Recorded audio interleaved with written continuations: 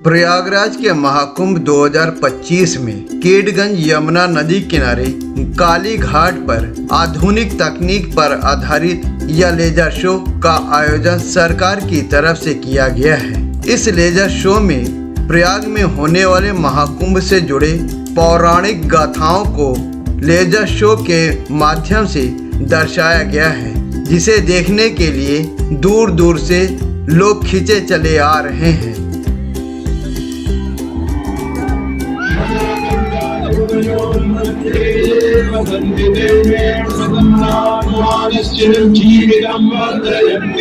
नमो गंगाय मुनयोर्मुनिभ्यश्च नमो गंगाय मुनयोर्मुनिभ्यश्च नमः। ओम शांति शांति शांति।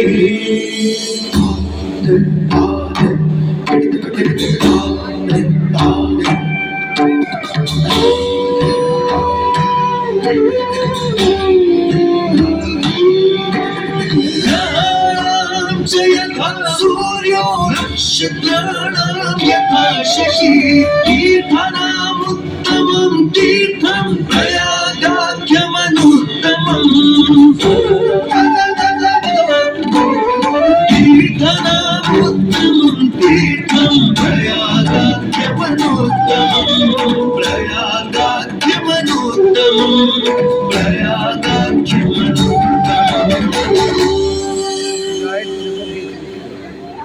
सूर्य ग्रहों में श्रेष्ठ है और चंद्रमा नक्षत्रों में श्रेष्ठ है, उसी प्रकार प्रयाग सभी तीर्थों में सर्वश्रेष्ठ है।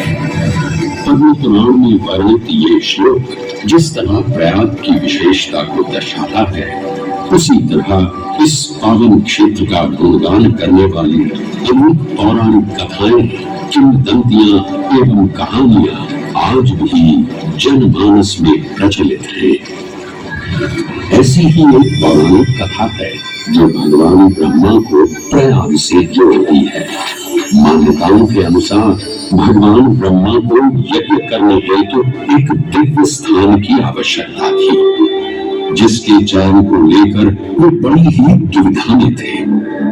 अपनी दुविधा के निवारण हेतु भगवान ब्रह्मा नागों के देवता महाराज शेषनाग के यहाँ पहुंचे और उनसे कहा, हे आदिशेष, मैं यज्ञ करने हेतु इस सृष्टि में एक ऐसा स्थान ढूंढ रहा हूं जो दिव्यता और पवित्रता की दृष्टि से सर्वोत्तम हो। क्या आप मुझे ऐसा कोई उपयुक्त स्थान बता सकते हैं जो सभी तीर्थों में सर्वश्रेष्ठ हो? जगत रचयिता को मेरा प्रणाम। भगवान, मैं धन्य हूं कि आपने मुझे इस योग्य समझा। क्यों ना आप स्वयं ही सभी पवित्र स्थानों का मूल्यांकन करें? ऐसा कीजिए, आप तुला के एक पलड़े पर सप्तपुरियों को रखिए और दूसरे पलड़े पर भगवान विष्णु के स्थायी निवास प्रयाग को रखिए, जिसका भार सबसे अधिक आए। मेरे विचार में वही सर्वश्रेष्ठ तीर्थ होगा। इस मूल्यांकन के परिणाम स्वरूप प्रयाग का पलड़ा ही भारी रहा। इस तरह प्रयाग की प्रधानता सिद्ध हुई और तभी से इसे तीर्थों का राजा कहा जाने लगा। आज भी ऐसी मान्यता है कि भगवान ब्रह्मा ने गंगा नदी के पश्चिमी तट पर 10 अश्वमेध यज्ञ संपन्न किए थे। आज उस स्थान को हम दशाश्वमेध घाट के नाम से जानते हैं। भगवान ब्रह्मा के अलावा इंद्रदेव, वरुण देव एवं सोमदेव ने भी प्रयाग क्षेत्र में ही भगवान विष्णु की आराधना करने हेतु यज्ञ किए थे, जिससे उन्हें भी श्री हरि का आशीर्वाद प्राप्त हुआ। प्रयाग शब्द में प्र का अर्थ है प्रकृष्ट और याग का अर्थ होता है यज्ञ। इसलिए इन दो शब्दों से बना प्रयाग सबसे पवित्र स्थान माना जाता है। प्रयाग ही संसार में एकमात्र ऐसा पावन क्षेत्र है जहाँ 3 पवित्र नदियों का संगम होता है। इस संगम का भी एक अनूठा महत्व है।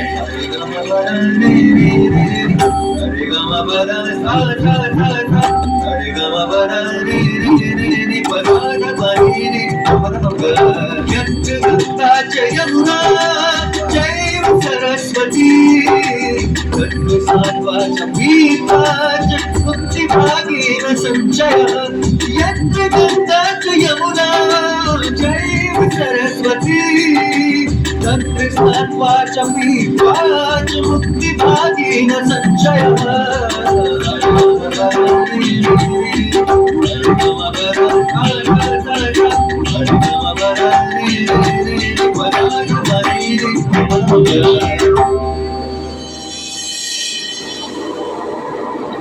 प्रयाग में गंगा, यमुना और सरस्वती जैसी तीन सबसे पवित्र और पूजनीय नदियों का दिव्य संगम होता है।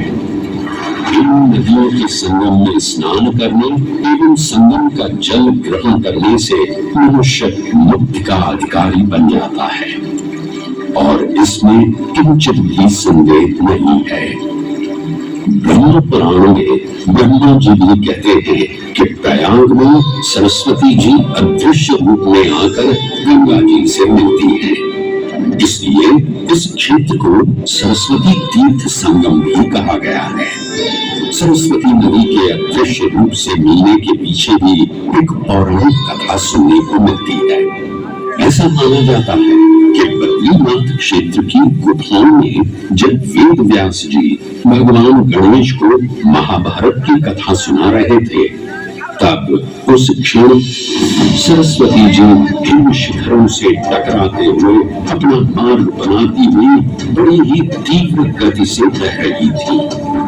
सरस्वती नदी के इस तेज बहाव से उत्पन्न होने वाली तेज ध्वनि वेद व्यास जी का ध्यान भंग कर रही थी। इसलिए महर्षि वेद व्यास जी ने सरस्वती जी से वेद और ध्वनि को कम करने का आग्रह किया, परंतु उनके अनुरोध उपरांत भी जब सरस्वती नदी के वेग एवं ध्वनि में कोई कमी नहीं हुई, तो उन्होंने क्रोधित होकर सरस्वती जी को श्राप दे दिया और कहा कि वे अब धरती के भीतर यानी कि पाताल लोक में रहेंगे। तब से ये माना जाता है कि इन शिखरों से उद्गमित हुई सरस्वती नदी उत्तराखंड के माना गांव से आगे अपने अदृश्य रूप में प्रवाहित होती है। आगे चलकर यही अदृश्य रूपी मां सरस्वती प्रयागराज में गंगा एवं यमुना नदी से मिलकर त्रिवेणी संगम को पूर्ण करती है। ये प्रयाग नगरी पवित्रता का उद्गम है, जिसके अंश हमें वेदों एवं पुराणों में भी मिलते हैं, जिनमें वर्णित है सुरों असुरों द्वारा हुआ समुद्र मंथन। अमृत प्राप्ति के लिए सुरों और असुरों ने एकजुट होकर क्षीर सागर का मंथन किया, जिसके संदर्भ में पुराणों में विभिन्न कथाएं देखने को मिलती हैं। इन्हीं कथाओं में एक कथा महर्षि दुर्वासा और इंद्रदेव से संबंधित है। इस कथा के अनुसार ऋषि दुर्वासा ने इंद्रदेव से प्रसन्न हो उन्हें पारिजात पुष्पों की एक दिव्य माला भेंट की, जिसे इंद्रदेव ने साधारण पुष्पों की माला समझ स्वयं धारण न कर उसे अपने बालक गजराज ऐरावत के मस्तक पर रख दिया। पल भर में गजराज ने वो माला धरा पर गिरा, उसे अपने पैरों तले रौंद दिया। ऋषि दुर्वासा से ये अपमान सहन न हुआ और उसी क्षण क्रोधित हो उन्होंने इंद्रदेव को श्राप दे दिया। ये अहंकारी इंद्र, तेरा इतना दुस्साहस कि तूने मेरा नाम लिया। जिस वैभव एवं शौर्य पर तू इधर आ रहा है, क्षण भर में ही तेरा ये वैभव, प्रतिष्ठा, शक्तियां सब नष्ट हो जाएंगी। अत्रि पुत्र दुर्वासा समस्त देवगणों को क्षीणहीन होने का श्राप है।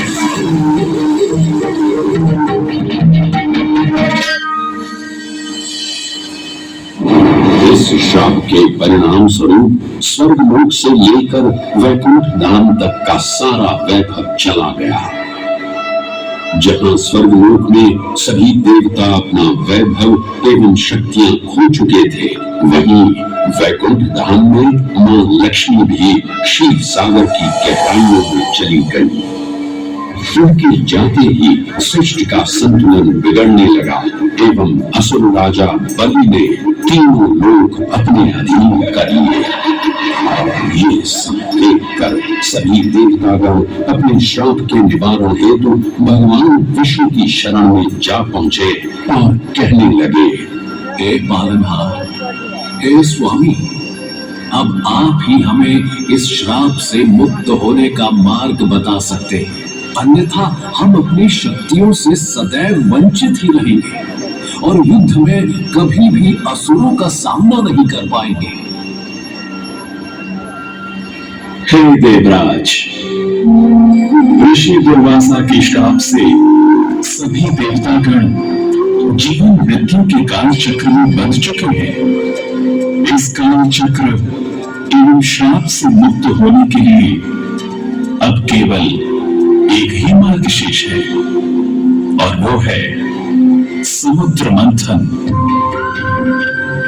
इस समुद्र मंथन से निकलने वाले रत्न ही आपके खोए हुए यश, वैभव और कीर्ति को पुनः स्थापित करेंगे। परंतु आपको इस मंथन के लिए असुरों के बल की भी आवश्यकता होगी, क्योंकि उनके बिना यह समुद्र मंथन संभव नहीं है। जैसी आपकी आज्ञा प्रभु, हम असुरों के साथ समुद्र मंथन करने के लिए तैयार हैं। देवताओं और असुरों ने एकमत होकर क्षीर सागर का मंथन करना स्वीकार किया। जहां मंदार पर्वत मथनी के रूप में आए, तो वहीं वासुकी नाग को नेति की भूमिका मिली। भगवान विष्णु ने स्वयं कूर्म अवतार धारण कर मंदार पर्वत को उसका आधार प्रदान किया। क्षीर सागर को मथना शुरू किया गया और 14 रत्नों में सबसे पहले हलाहल विष उत्पन्न हुआ। उस विष के प्रभाव को कोई भी देवता या असुर सहन करने में समर्थ नहीं थे। इस कालरूप विष से सृष्टि का विनाश हो सकता था। इसीलिए इस आपदा से बचाने स्वयं देवों के देव महादेव प्रकट हुए और उन्होंने इस विष का पान किया। ये सब देख मां पार्वती ने विष को भगवान शिव के कंठ तक ही रोक दिया। इस कालकूट विष के प्रभाव से महादेव का कंठ नीला पड़ गया और तभी से उन्हें नीलकंठ के नाम से भी जाना जाने लगा।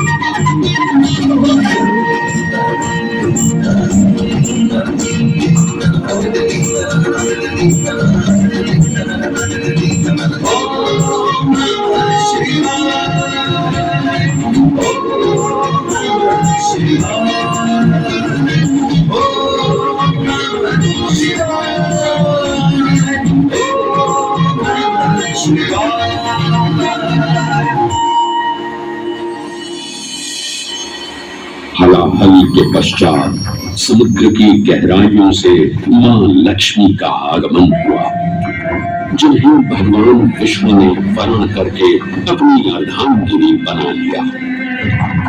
इसके पश्चात समुद्र मंथन से एक एक कर कामधेनु गाय, पारिजात वृक्ष, चंद्र, कल्प वृक्ष, अपार सुंदर अप्सराएं, गंधर्व, शंख, उच्चैःश्रवा, वारुणी एवं कौस्तुभ मणि जैसे अनेक रत्न उत्पन्न हुए। लेकिन सभी को जिस रत्न की सबसे अधिक प्रतीक्षा थी, उस रत्न का निकलना अभी बाकी था। अंततः आयुर्वेद के देव धन्वंतरी अपने हाथ में अमृत कुंभ लिए प्रकट हुए। अमृत कुंभ पाने की लालसा ने सुरों और असुरों के मध्य एक घमासान युद्ध आरंभ हो गया। इसी युद्ध के दौरान स्वरभानु नाम का एक असुर अमृत कुंभ को अपने अधीन कर पाताल लोक की ओर चल गया। अमृत कलश को वापस पाने हेतु देवतागण अपने आराध्य भगवान विष्णु का स्मरण करने लगे। तदोपरांत भगवान विष्णु एक सुंदर अप्सरा मोहिनी का रूप धारण कर पाताल में पहुंचे, जिसे देख सभी असुर सम्मोहित होने लगे।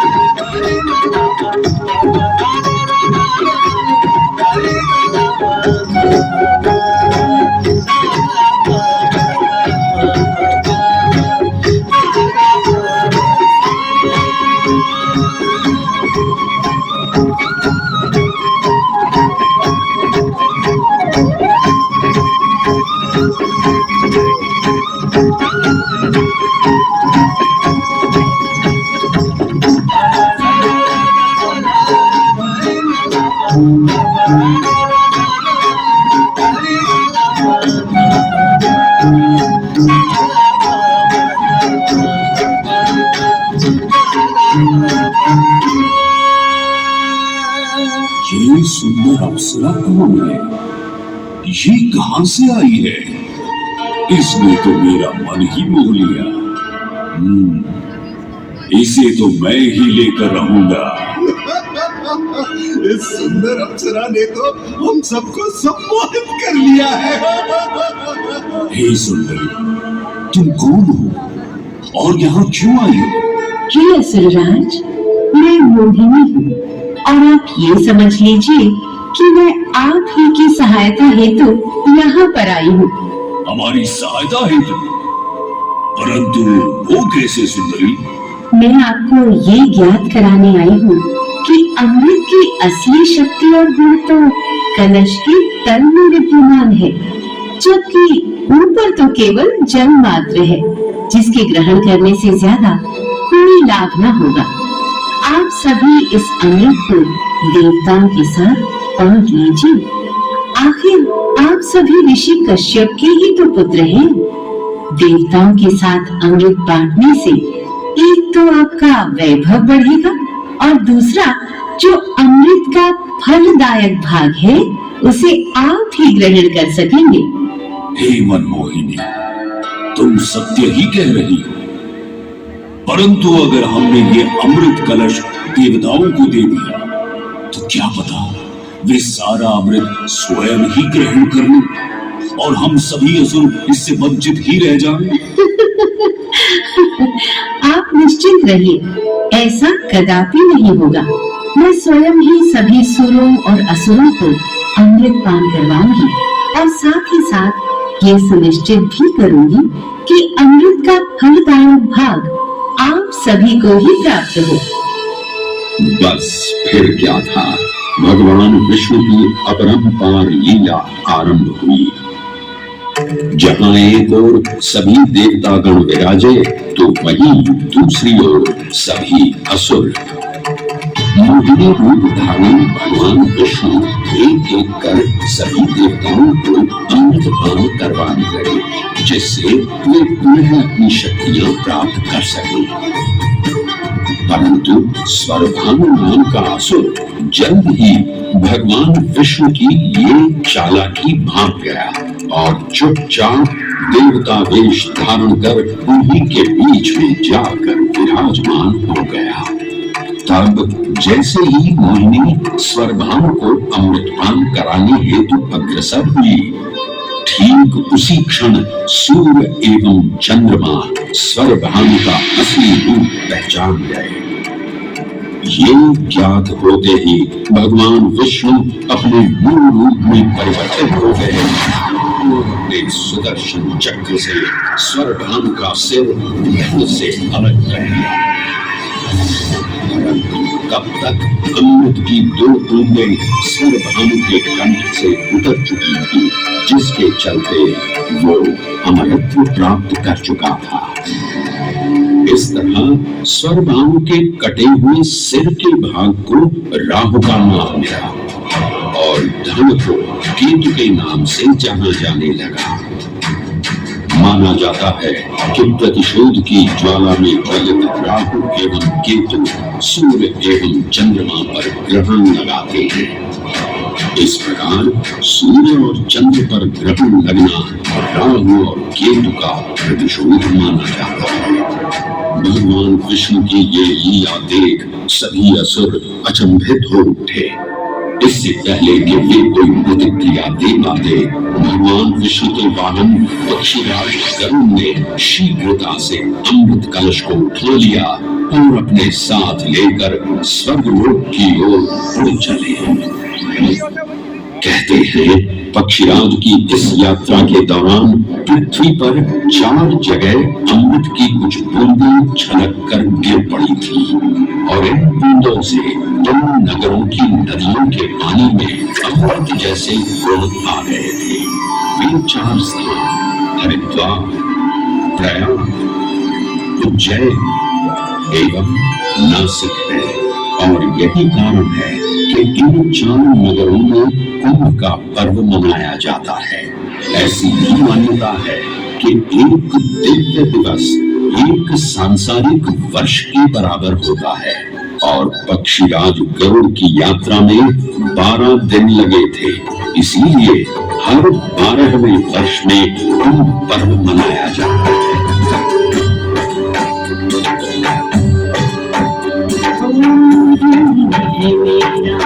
धर्म सनातन अमृत यहाँ की जलधारा, धन्य है मेरा धर्म सनातन अमृत यहाँ की जलधारा।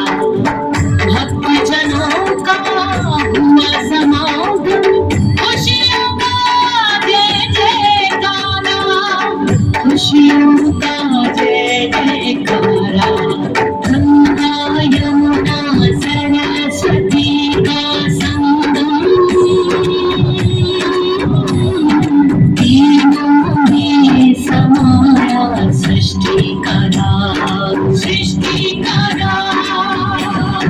त्रिवेणी नहाए जो पाए वो मुक्ति, हर एक बूंद यहाँ ईश्वर का भरा, ईश्वर का भरा।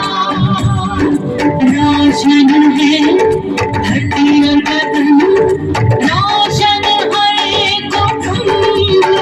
कुंभ है, महाकुंभ है, कुंभ है, महाकुंभ है, महाकुंभ है, कुंभ है, महाकुंभ है। लागी कथा जीवन को पावन करता कुंभ है, महाकुंभ है। सत्संग देवों की महिमा का गुणगान करता कुंभ है, महाकुंभ है, महाकुंभ है, महाकुंभ है।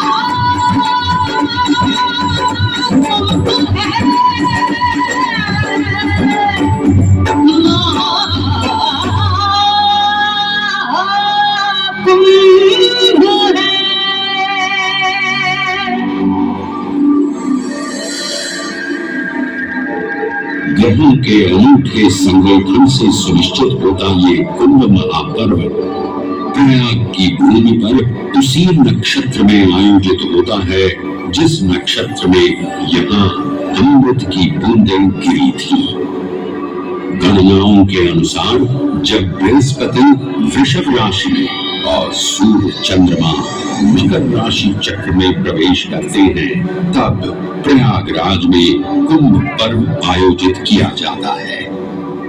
सनातन धर्म की प्राचीनतम धरोहर माना जाने वाला ये कुंभ पर्व भारत ही नहीं बल्कि विश्व भर से आए करोड़ों श्रद्धालुओं का स्वागत करता है।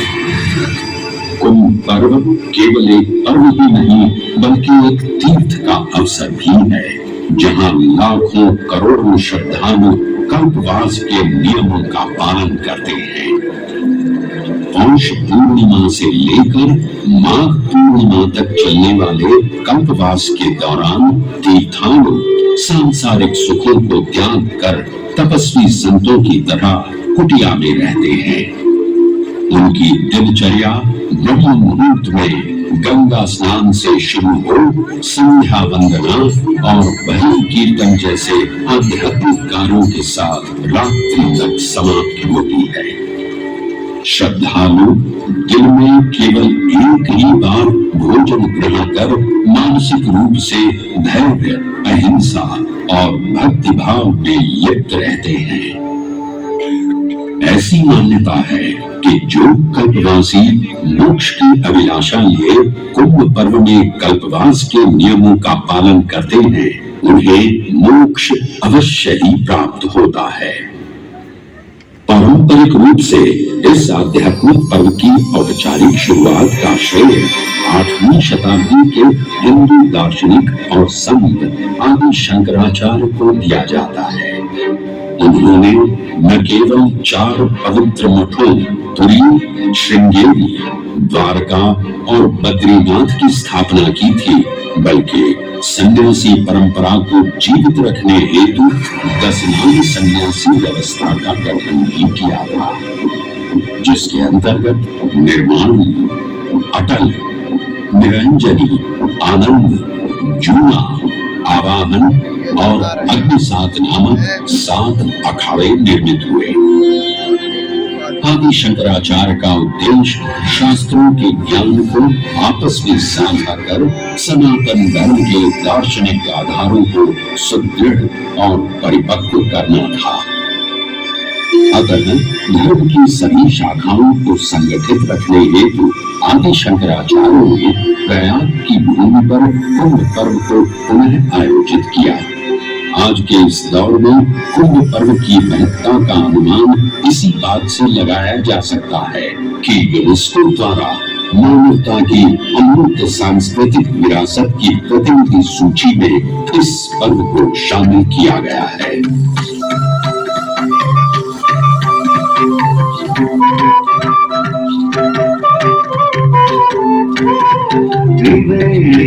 माधवं सोमम् भरद्वाजं च वासुकिम् वन्दे अक्षयवटं शेषम् प्रयागं तीर्थनायकम् प्रयागं तीर्थनायकम्।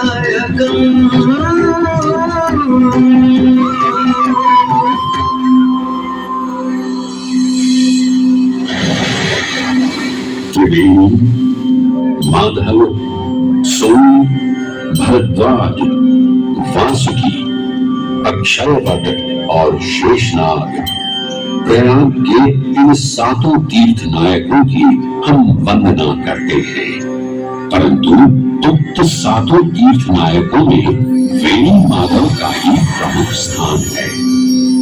त्रिवेणी संगम में स्नान के साथ साथ श्रद्धालु वेणी माधव मंदिर में दर्शन कर भगवान विष्णु का आशीर्वाद भी प्राप्त करते हैं। मान्यताओं के अनुसार वेणी माधव इलाहाबाद किले के परिसर में स्थित पातालपुरी मंदिर में एक पवित्र अक्षयवट वृक्ष के पत्तों पर एक बालक के रूप में विश्राम करते हैं। पौराणिक कथाओं के अनुसार अक्षयवट एक शाश्वत वृक्ष है जो भगवान विष्णु का स्थायी निवास है, जहां से वे सृष्टि का पुनर्निर्माण करते हैं। त्रेता युग में भी अक्षयवट वृक्ष का उल्लेख देखने को मिलता है। कहा जाता है कि भगवान श्री राम, माता सीता एवं अनुज लक्ष्मण अपने वनवास काल में इस स्थान पर आए थे। वैसे तो भगवान श्री राम का वनवास प्रयाग में श्रृंगी ऋषि को समर्पित श्रृंगवेरपुर धाम से आरंभ होता है। ये वही स्थान है जहां निषाद राज भृगु ने भगवान श्री राम, माता सीता और अनुज लक्ष्मण को गंगा पार जाने के लिए सहायता प्रदान की थी। श्रृंगवेरपुर से प्रभु श्री राम ऋषि भरद्वाज के आश्रम पहुंचे थे। भरद्वाज मुनि बसहि प्रयागा, गोस्वामी तुलसीदास जी ने रामचरितमानस में ऋषि भरद्वाज का निवास स्थान प्रयागराज ही बताया है। ऋषि भरद्वाज से त्रिवेणी संगम की महिमा सुन प्रभु श्री राम, माता सीता और अनुज लक्ष्मण त्रिवेणी संगम में स्नान कर तीनों नदियों का आशीर्वाद प्राप्त करते हैं। इसी कड़ी में एक प्रचलित कथा के अनुसार संगम तट पर ही माता सीता ने प्रभु श्री राम से महादेव और परम शक्ति मां पार्वती की आराधना करने की अपनी मनोकामना को व्यक्त किया था, जिसके उपरांत प्रभु श्री राम ने यमुना तट पर भगवान भोलेनाथ और मां पार्वती को समर्पित एक मंदिर का निर्माण करवाया था, जिसे आज हम मनकामेश्वर मंदिर के नाम से भी जानते हैं। त्रेता युग में स्वयं प्रभु श्री राम ने माता सीता के साथ इसी मंदिर में भगवान शिव एवं मां पार्वती की पूजा अर्चना कर उनसे आशीर्वाद प्राप्त किया था। महादेव के इस प्राचीन मंदिर से अगर थोड़ा आगे चले तो उन्हीं के अंशावतार पवन पुत्र हनुमान जी का मंदिर भी विद्यमान है। जय जय महाबली महावीर हनुमान, पवन पुत्र हनुमान।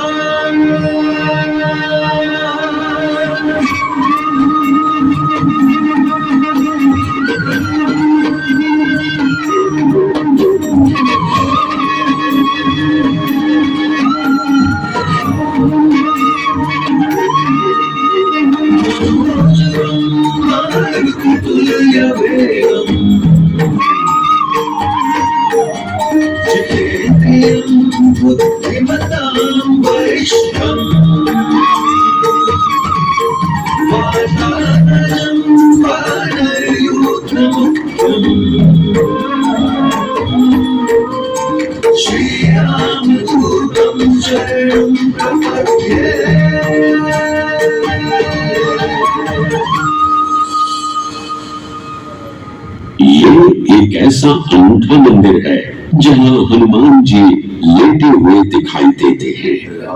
प्रचलित कथाओं की माने तो हनुमान जी के आदेशानुसार बाघंबरी बाबा को इस तट पर उत्खनन करते समय हनुमान जी की एक दिव्य मूर्ति प्राप्त हुई थी, जिसके फलस्वरूप आज यहाँ बड़े हनुमान जी का मंदिर विद्यमान है। इस चमत्कार से विस्मयाभिभूत हुए बाबा बाघंबरी ने हनुमान जी की सेवा में अपना जीवन समर्पित कर दिया। आज भी इस मंदिर की देखरेख का कार्यभार बाघंबरी गद्दी ने ही संभाल रखा है। पुराण एवं अनेक धार्मिक ग्रंथों में वर्णित प्रयाग क्षेत्र के कौशाम्बी का उल्लेख देखने को मिलता है। कौशाम्बी प्राचीन भारतीय वत्स महाजनपद की राजधानी थी। गौतम बुद्ध ने अपने तपस्वी जीवन के 6वें और 9वें वर्ष यहीं बिताए और अपने अनुयायियों को कई महत्वपूर्ण धर्मोपदेश भी दिए। बौद्ध धर्म से अगर जैन परंपरा की ओर चले तो ऐसी मान्यताएं आज भी प्रचलित हैं कि प्राचीन तीर्थंकर ऋषभदेव ने भी वत्स देश में ही ज्ञान प्राप्त किया था। इसके अलावा छठे जैन तीर्थंकर पद्म प्रभु का जन्म इक्ष्वाकु वंश में राजा श्रीधर और रानी सुसीमा देवी के घर कौशाम्बी में ही हुआ था। यहाँ तक कि मगध सम्राट अशोक ने भी अपनी शाही देखभाल के लिए इसे अपनी उप राजधानी बनाया था।